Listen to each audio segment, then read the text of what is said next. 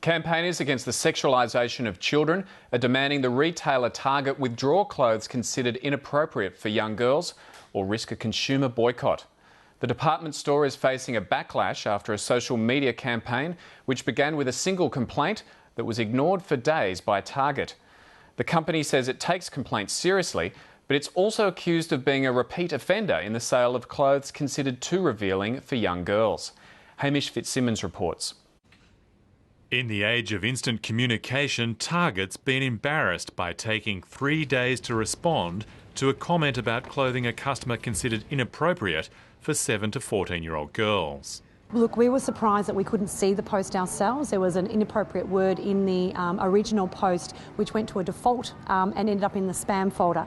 When it was brought to our attention, we immediately brought it back up onto our wall and responded.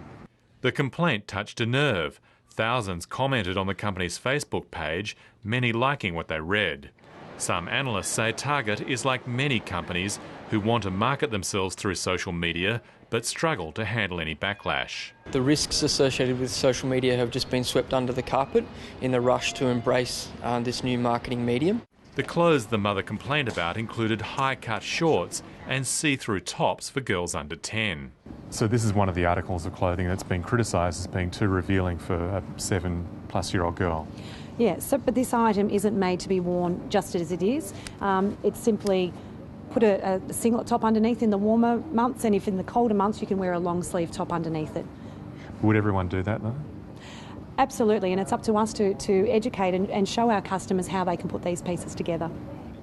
Target says its range is shown to test groups who give opinions about whether or not it's suitable. What Target is doing in the product development phase is actually putting our ranges in front of customers to get their opinions, and they can look and touch and feel the product, and we take that on board before the product hits the store.